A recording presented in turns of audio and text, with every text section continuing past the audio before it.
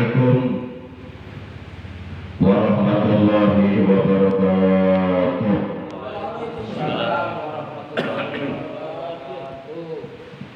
A'udzu billahi minasyaitonir rajim. Bismillahirrahmanirrahim. Alhamdulillahilladzi lam yattakhidh walada. Asyhadu an la ilaha illallah wahdahu la syarika lah wa asyhadu anna sayyidana Muhammadan 'abduhu wa rasuluh la nabiyya ba'dah. Allahumma shalli wa sallim wa barik ala khairi khalqillah fil awwalina wal akhirin sayyidina wa habibina wa syafi'ina wa qurrati a'yunina wa maulana Muhammad wa ala alihi wa ashabihi al-mujahidin al-tahirin. Amma ba'da. Ma'asyiral muslimin, saudaraku seiman seagama seakidah, segenap jamaah Majlisul Ilmi, jamaah pengajar rutin malam ahad pada maghrib Masjid Jami Al-Ikhlas RT 03 RW 07 Komplek TNI AD Bumi Kibar Salasi Diptekan, yang seluruhnya saya hormati tanpa kecuali. Rahimakumullah wa hadakumullah wa hafizakumullah. Puja dan puji syukur selalu kita panjatkan kepada Allah Azza wa Jalla yang Maha Ghafur. Salawat dan salam semoga tetap dilimpahkan selalu atas kekasihnya Allah, paduka alam yang mulia, panutan kita Nabi Agung, Nabi besar Muhammad Sallallahu Alaihi Wasallam, beserta seluruh keluarga beliau, para sahabat beliau, dan seluruh pengikut beliau yang setia kepada beliau, juga tetap cinta kepada beliau, dan istiqomah menjalankan segala perintah beliau, serta menjauhi larangan-larangan beliau, mengamalkan sunnah-sunnah beliau. Semoga kelak di hari kiamat, di mana pada hari itu seluruh umat manusia pasti membutuhkan syafaat beliau. Semoga kita dan keluarga kita, juga saudara-saudara kita semuanya mendapatkan syafaat ujma dari beliau, dikumpulkan oleh Allah di hari kiamat bersama rombongan para siddiqin, para syuhada, para sholihin, yaitu rombongan orang-orang ahli surga. Amin ya Allah ya rabbal alamin. Ma'asyiral muslimin rahimakumullah wa hadakumullah wa hafizakumullah. Bersyukur kita kepada Allah, pada malam ini kita berada di malam pertama di bulan Sya'ban, bulan yang ke-8, bulannya Rasulullah, tahun 1445 Hijriah. Dan setiap kali kita berada di awal bulan dari bulan-bulan Islam, kita dianjurkan untuk membaca doa awal bulan. Oleh karena itu, bagi bapak-bapak yang belum membaca doa awal bulan, tadi setelah sholat maghrib, mungkin oleh karena lupa, sebelum kita buka taklim kita malam ini, kita sama-sama terlebih dahulu membaca doa awal bulan Sya'ban. Jadi sekali lagi, kita dianjurkan setiap awal bulan daripada bulan-bulan Islam yang berjumlah 12 bulan, kita agar hendaknya membaca doa awal bulan. Baik, mari kita sama-sama. Bagi yang belum hafal doanya, cukup mengikuti apa yang saya baca. Bismillahirrahmanirrahim. Allahumma shalli ala sayyidina Muhammad wa ala alihi wa sahbihi ajma'in. Amin ya Allah ya rabbal alamin. Allahumma ahmilhu alaina bil amni wal imani wal islami was salamati min kulli balai dunya wa adabil akhirah wa taufiqi lima tuhibbu wa tarda Rabbuna Allah Walhamdulillahi rabbil alamin. Ternyata doanya pendek ya. Termasuk bisa mengulangi. Belum hafal ya? Oh ya, nggak bisa belum hafal. Walaupun doanya pendek, tetap kalau belum hafal nggak bisa. Walaupun panjang doanya, kalau hafal bisa. Jadi bukan masalah pendek atau panjang, masalahnya hafal nggak. Para jamaah yang dimuliakan oleh Allah, mari kita awali ta'lim kita malam ini sebagaimana biasa, yaitu dengan pembacaan Ummul Kitab, Suratul Fatihah, dan dengan pembacaan salawat atas kekasihnya Allah sebagai tanda cinta kita kepada beliau. Kita diperintahkan untuk banyak bersalawat kepada beliau, terlebih-lebih di bulan Rajab. Baik, pahala dari bacaan Fatihah dan salawat yang akan kita baca, kita niatkan di dalam hati kita masing-masing. Pahalanya kita hadiahkan untuk seluruh ahli kubur, keluarga kita yang berada di alam kubur, terutama kedua orang tua kita, kakek nenek kita, para sesepuh kita, ya, guru-guru kita, paman bibi kita, kakak adik kita, anak cucu kita, ponakan-ponakan kita, sahabat-sahabat kita, guru-guru kita, jamaah kita, tetangga-tetangga kita yang seiman seagama dengan kita. Kita bacakan Fatihah dan salawat, pahalanya untuk mereka, dan sekaligus kita bermunajat kepada Allah Azza wa Jalla, semoga dengan barokah dari bacaan suratul Fatihah dan barokah dari bacaan salawat, segala hajat kita, baik hajat dunia, hajat akhirat, oleh Allah dikabulkan. Khusus saya punya hajat, mau membangun pondok pesantren, mudah-mudahan oleh Allah dikabul hajat saya, diperkenankan dengan pertolongannya dan dengan ridhonya.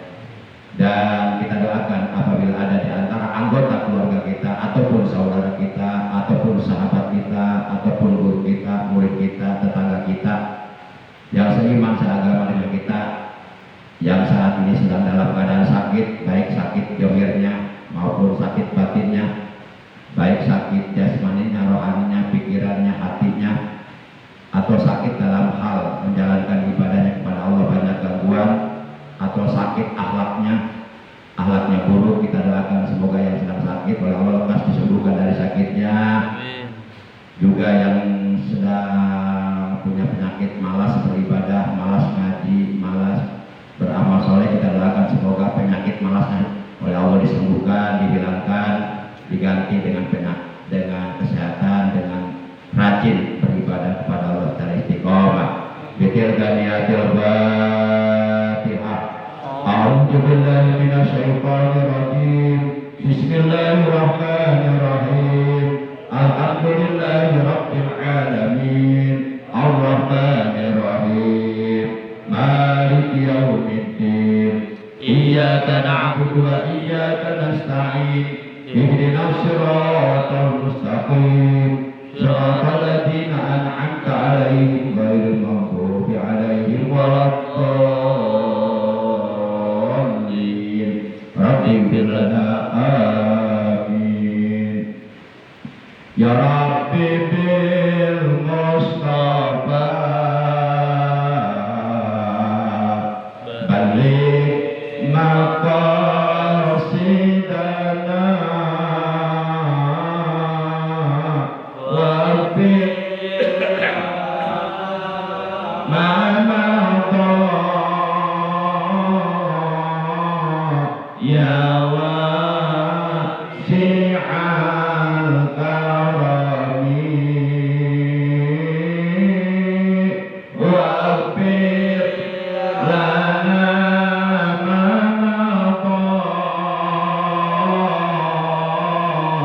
ya wasi'al karami wal habibul ladzi turja syafa'atuhu likulli hawlin minan ahwa limuqaddamimin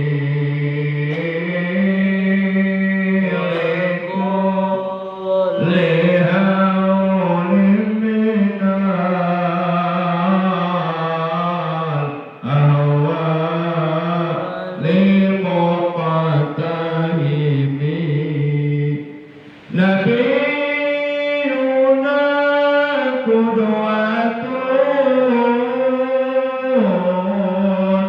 linnasi lazimatun nabiyuna qudwatun linnasi lazimatun nabiyuna rahmatun lil kauni syamilatun nabiyuna rahmatun lil kauni syamilatun ya Rabbi bil Mustafa Balik maqasidana waghfir lana ya wasi'al karami wafir lana ma madha ya wasi'al karami nabiyuna Mustafa min akramil bashari nabiyuna Mustafa min akramil bashari nabiyuna Mustafa min admali suwari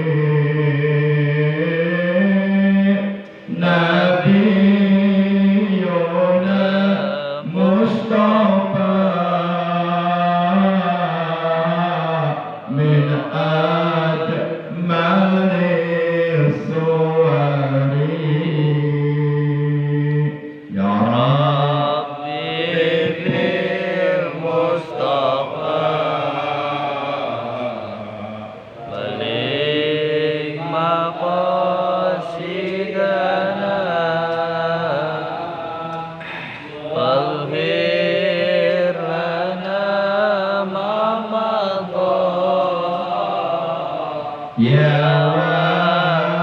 wasi'al karami wafir lana ma madha ya wasi'al karami Allahumma shalli wa sallim wa barik alaihi wa ala alihi wa sahbihi. Ma'asyiral muslimin, saudaraku yang dimuliakan oleh Allah, rahimakumullah wa hadakumullah wa hafizakumullah.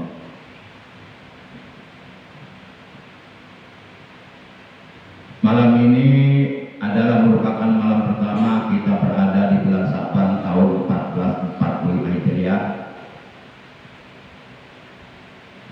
dan kurang lebih sekitar 15 hari lagi insya Allah kita akan sampai berada di malam pertengahan bulan Sa'ban,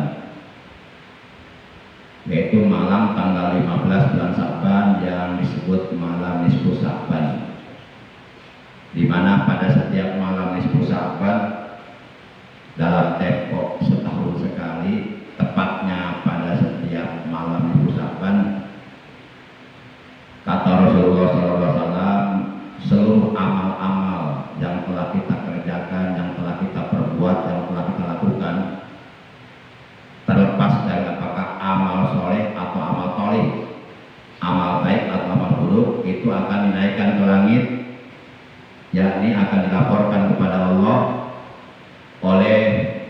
dua orang malaikat yang bertugas mencatat amal perbuatan manusia, yaitu malaikat Raqib dan Atid. Sebagaimana Rasulullah SAW beliau telah bersabda, yarfa'ullahu a'malal ibadi kullaha fi hadha syahr ay Sya'ban. Kata beliau, Allah Subhanahu wa taala akan mengangkat, akan menaikkan seluruh amal-amal yang dilakukan oleh hamba-hambanya selama setahun terakhir, dari mulai malam 15 tahun 1444 sampai malam 15 Sya'ban tahun 1445, itu akan dinaikkan. Lalu kemudian buku catatan verbal amal tersebut oleh Allah akan diganti dengan buku catatan verbal amal yang baru untuk mencatat amal perbuatan manusia baik dan buruk setahun ke depan, setahun mendatang. Tentu kita sebagai orang yang beriman mengharapkan, menginginkan tatkala buku catatan verbal amal kita dinaikkan ke langit, kita ingin catatan amal-amal buruknya, amal-amal tolihnya, catatan perbuatan-perbuatan dosanya ingin dihapus oleh Allah. Artinya kita ingin mendapatkan ampunan dosa dari Allah, dari dosa-dosa yang telah kita lakukan setahun terakhir, dari mulai tanggal 15 Sya'ban tahun 1444 Hijriah sampai nanti tanggal 15 Sya'ban tahun 1445 Hijriah, selama setahun. Tentu kita banyak melakukan kesalahan, banyak melakukan kelalaian, banyak melakukan kehilapan, banyak melakukan kealpaan, banyak melakukan dosa. Terlepas dari apakah dosa yang kita lakukan dengan sengaja ataupun tidak disengaja, baik dosa kecil maupun dosa besar, baik dosa yang kita lakukan secara sembunyi-sembunyi tanpa ada orang lain yang melihatnya. Dan memang rata-rata ketika manusia melakukan dosa, dia berusaha untuk bersembunyi dari penglihatan manusia, tapi dia tidak menyadari bahwa Allah melihat perbuatan dosa yang sedang dilakukannya. Allah selalu menjadi saksi atas perbuatan dosa yang dilakukan oleh hamba-hambanya. Dan ataupun dosa yang masih teringat maupun yang sudah terlupakan selama setahun terakhir, tentu di saat buku catatan amal kita dinaikkan ke langit, dilaporkan oleh dua malaikat Raqib Atid ke Allah, tentu ingin dihapus catatan buruknya. Maka oleh karenanya sebenarnya harus dimulai dari semenjak bulan Rajab. Tapi tidak ada istilah kata terlambat dalam berbuat baik. Tidak ada istilah kata terlambat dalam bertaubat kepada Allah.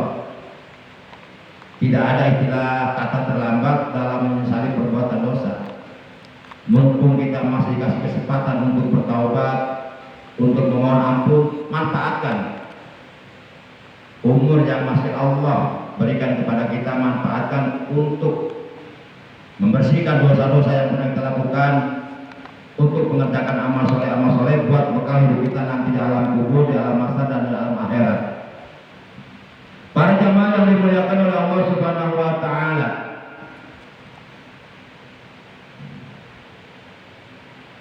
jadi kurang lebih sekitar 15 hari lagi kita akan sampai di malam Nisfu Sya'ban. Mudah-mudahan kita dan keluarga kita oleh Allah dikaruniai umur yang barokah. Soal panjangnya serahkan saja sama Allah, Allah yang lebih tahu. Yang penting barokah. Karena tidak ada artinya umur panjang kalau tidak barokah. Tapi walaupun umurnya pendek, kalau barokah itu sangat berarti, sangat bermakna. Contoh Imam Syafi'i, umurnya hanya 54 tahun, tapi umur yang 54 tahun tersebut benar-benar bermanfaat. untuk umat Islam di seluruh dunia. Karangan-karangan kitab beliau banyak, dan karangan-karangan kitab beliau setiap saat, setiap waktu dikaji oleh para santri di pesantren-pesantren di seluruh dunia. Ilmu-ilmu beliau disampaikan oleh para ulama berikutnya, oleh para guru-guru, oleh para kiai. Luar biasa. Jadi yang kita inginkan umur barokah. Soal panjang atau pendek itu serahkan saja sama Allah yang lebih tahu. Dan memang sudah ditentukan oleh Allah. Setiap kita umurnya, hidupnya di alam dunia sudah ditentukan umurnya oleh Allah. Ketika kita berusia 120 hari dalam kandungan ibu kita, itu sudah ditentukan oleh Allah 4 perkara. Bikat birizkihi wa ajalihi wa amalihi wa sa'idun aw saqiyun, kata Nabi dalam hadis sahih riwayat Imam Bukhari. Allah tetapkan pada waktu itu rezekinya termasuk jodohnya, kemudian ajalnya atau umurnya, amalnya atau perbuatannya, bahagia atau celakanya. Namun kendati demikian tetap kita diperintahkan oleh Allah untuk berusaha, untuk berikhtiar. Karena ada ayat Al-Quran yang menjelaskan innallaha la yughayyiru ma biqaumin hatta yughayyiru ma bi anfusihim. Sesungguhnya Allah tidak akan merubah nasib suatu kaum sehingga mereka mau merubahnya. Artinya mereka harus berusaha, harus ada usaha, ada ikhtiar. Walaupun rezeki, jodoh, umur, bahagia celaka sudah tentukan, tetap kita berikhtiar. Di antaranya dengan doa minta umur barokah. Rasulullah SAW beliau telah bersabda, khairun nas man tala umruhu wa hasuna amaluhu, wa syarrun nas man tala umruhu wa su'a amaluhu. Sebaik-baik manusia yang hidup di alam dunia ini adalah manusia yang oleh Allah dikasih umur panjang dan bagus amalnya, bagus perbuatannya, bagus akhlaknya, bagus prestasi ibadahnya, bagus keimanannya, bagus keislamannya, bagus akhlaknya. Itulah manusia terbaik, yaitu manusia yang dikasih umur panjang dan umurnya barokah.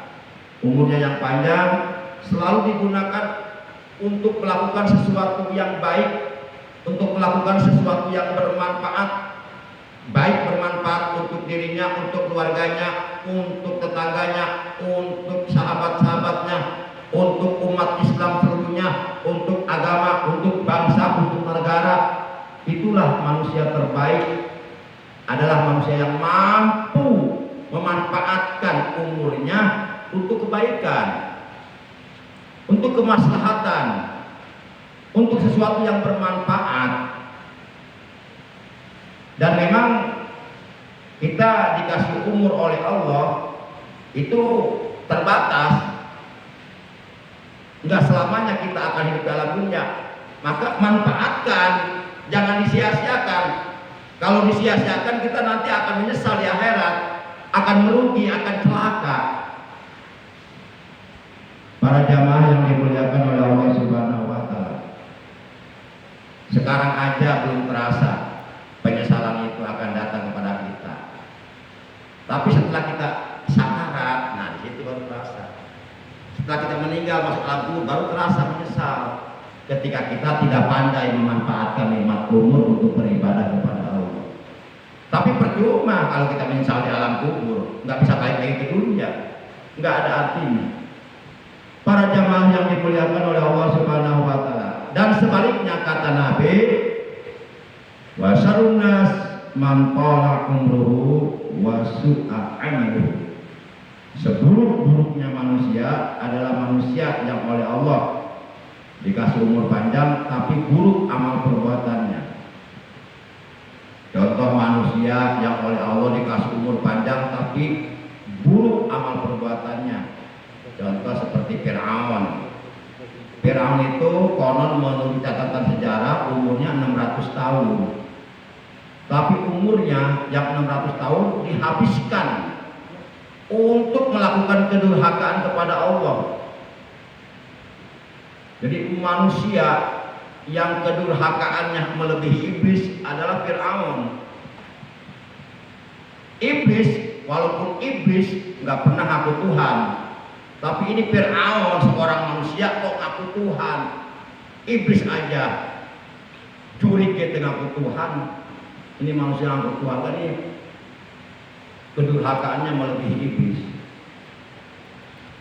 Para jamaah yang dimuliakan oleh Allah, dan contoh manusia yang umurnya panjang tapi bagus amalnya, digunakan untuk beribadah, untuk berdakwah, Nabi Nuh. Menurut sebahagian keterangan bahwa Nabi Nuh itu umurnya 950 tahun, dan ada yang mengatakan 1000 tahun. Yang jelas panjang umurnya. Umurnya yang panjang dihabiskan untuk berdakwah, untuk mengajak umat manusia menyembah kepada Allah, beribadah kepada Allah.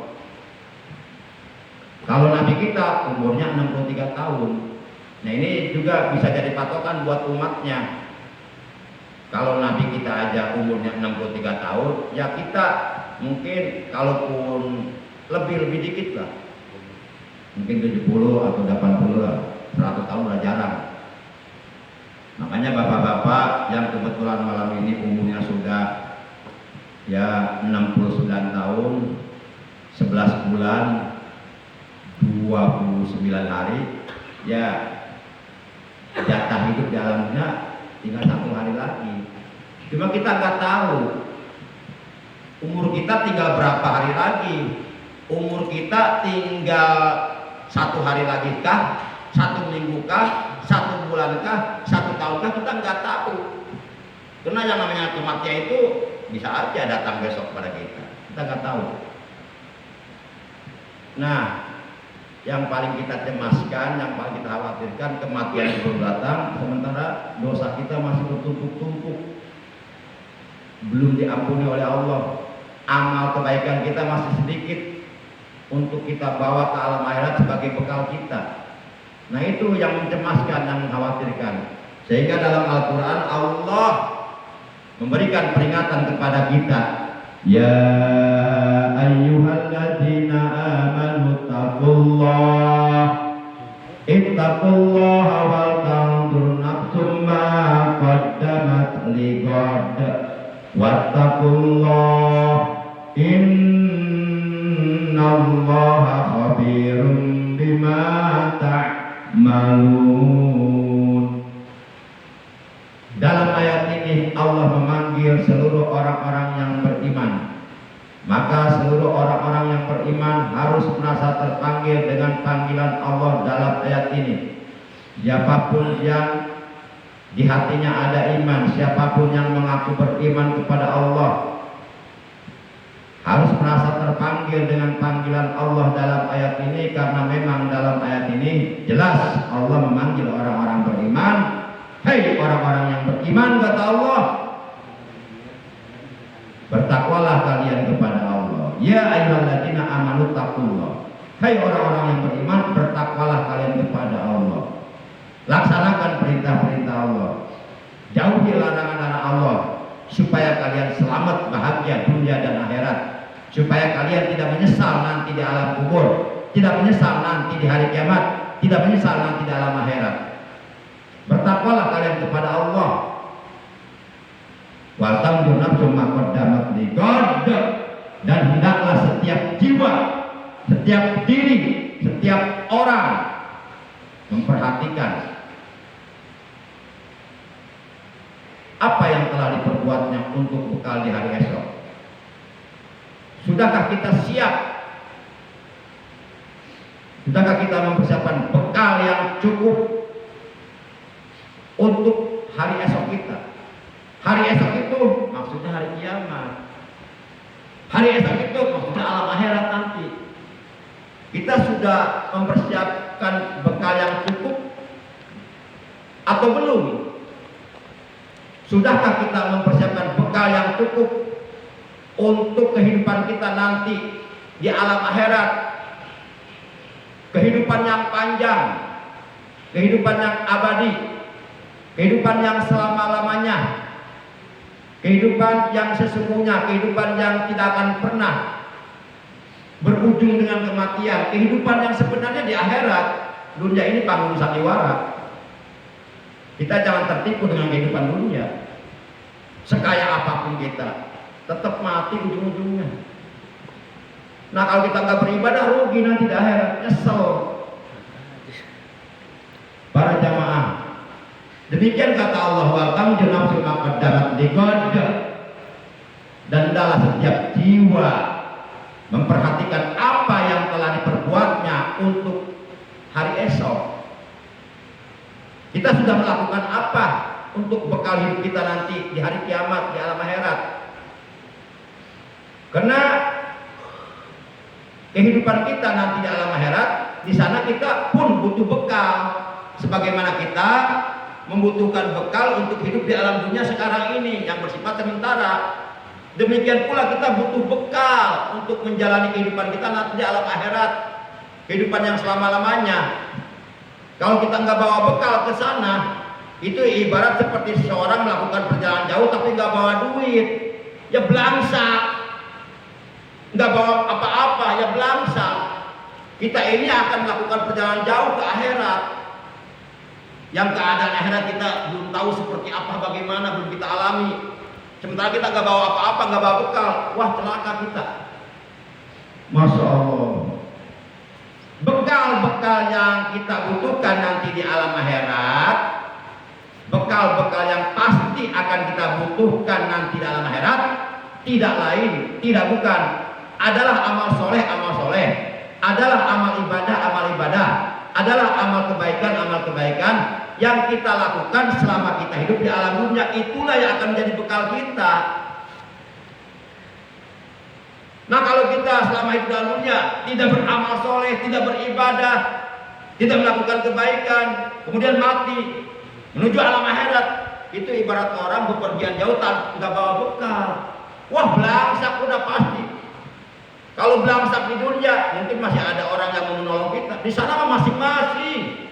Siapa yang mau menolong kita di sana? Kecuali amal kita sendiri. Para jamaah yang dimuliakan oleh Allah Subhanahu wa Ta'ala. Dan kita hidup dalam dunia tidak akan lama. Boleh jadi bapak-bapak duluan mati, nanti saya menyusul belakangan, nggak apa-apa. Atau sebaliknya, saya belakangan, bapak-bapak duluan juga nggak apa-apa. Oh, sami mawon ya? Oh, mikirnya teh beda. Para jamaah yang dimuliakan oleh Allah.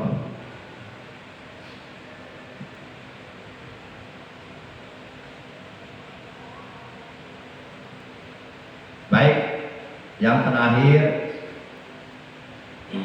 yang ingin saya sampaikan pada malam ini adalah mengenai amalan sunnah yang seyogyanya, yang sepatutnya kita lakukan di malam nisfu Sa'ban, yaitu sholat sunnah khair. Saya sering menyampaikan penjelasan tentang sholat sunnah khair setiap kali mau memasuki malam nisfu Sa'ban. Jadi sholat sunnah yang seyogyanya kita kerjakan di malam nisfu Sa'ban namanya sholat sunnah khair, sebanyak 100 rakaat. Tuh, baru dengannya aja kayaknya enggak banget nih. Baru dengannya aja serem banget deh. 100 rakaat dengan 1000 kali kulhu. Keterangannya ada di dalam kitab Ihya Ulumuddin, karangan seorang ulama besar, ulama ahli tasawuf, ulama bengkel hati. Beliau bernama Al-Faqih, Al-Fadil, Al-Alim, Al-Allamah, Al-Amil, Al-Kamil, Syekh Abu Hamid Muhammad bin Muhammad Al-Ghazali. Juz 1 halaman 203. Keterangannya begini. Fa'amma sholatul waridatu fi lailatin nisfi Sya'bana fahiya mi'atu raka'atin bi alfi maratin qul huwallahu ahad fi kulli raka'atin asraq maratin wa tusamma hadis sholat al khair. Artinya begini, maka adapun sholat sunnah yang kewarid yang datang yang diajarkan pada malam nisfu Sya'ban, malam tanggal 15 bulan Sya'ban adalah sebanyak 100 rakaat dengan 1000 kulhu. Pada setiap rakaat setelah Fatihah 10 kali kulhu. 10 kulhu kali 100 rakaat, berarti 10 kali 100 1000 kulhu. Dan sholat ini dinamakan sholat khair. Jadi niatnya usuli sunnatal khairi fi lailatin nisfi Sya'bana raka'ataini lillahi ta'ala. Aku niat melakukan sholat khair pada malam nisfu Sya'ban 2 rakaat karena Allah Ta'ala. Setiap rakaat setelah Fatihah baca kulhunya 10 kali. Jumlah rakaatnya 100 rakaat. Cara mengerjakannya 2 rakaat 2 rakaat. Berarti 100 rakaat dijadikan 50 kali salam. Kemudian ada yang bertanya, bagaimana kalau mengerjakannya tidak 100 rakaat? Misal mengerjakannya 2 rakaat, boleh apa tidak? Boleh. Yang penting kulhunya 1000 kali. Berarti kalau mengerjakannya 2 rakaat, berarti 2 rakaat pertama setelah Fatihah baca kulhunya 500 kali. Di rakaat kedua baca kulhunya setelah Fatihah 500 kali. Jadi patokannya jumlah kulhunya 1000 kali. Baca kulhu 1000 kali, 500 kali di rakaat pertama. Posisi berdiri lama nggak kira-kira? Wah, melebihi apel ini. Nah, kalau pengen nyantai udah 2 rakaat salam, dapat 10 rakaat, istirahat dulu, ngopi dulu, ngemih dulu. Selesai ngemih, ngopi, sambung lagi, boleh. Cuma kalau ngopi dulu, ngemih dulu, sebelum kalau belum batal dulunya sebelum sholat, ya kumur-kumur dulu, ya.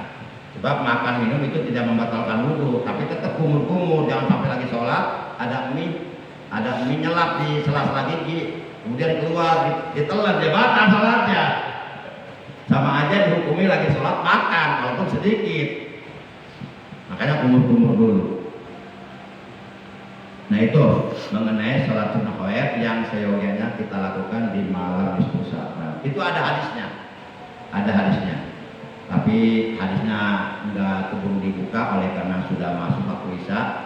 Demikian talim kita pada malam ini. Kurang lebihnya Al-Fakir mohon maaf. Terima kasih atas kehadirannya, atas perhatiannya walaupun singkat. Semoga apa yang Al-Fakir sampaikan dari awal hingga akhir oleh Allah benar-benar dijadikan ilmu yang bermanfaat, ilmu yang berguna, ilmu yang barokah, ilmu yang disertai hidayah, ilmu yang dapat menghantarkan kita untuk bisa meraih ampunan Allah, meraih ridho Allah, meraih surganya Allah Subhanahu wa taala. Amin ya Allah ya rabbal alamin. Akhirnya mari kita tutup tali kita malam ini dengan ucapan hamdalah. Alhamdulillahi rabbil alamin. Subhanakallahumma wa bihamdika asyhadu an la ilaha illa anta wahdaka la syarika laka astaghfiruka wa atubu ilaik. Rabbana zidna ilman nafi'an wa hidayah wal barakah. Rabbana atina fid dunya hasanah wa fil akhirati hasanah wa qina adzabannar. Wa sallallahu ala sayyidina Muhammadin wa ala alihi wa sahbihi wa sallam. Subhana rabbika rabbil izzati amma yasifun wa salamun alal mursalin walhamdulillahi rabbil alamin. Terima kasih. Hadanallahu wa iyyakum ajma'in. Wassalamualaikum warahmatullahi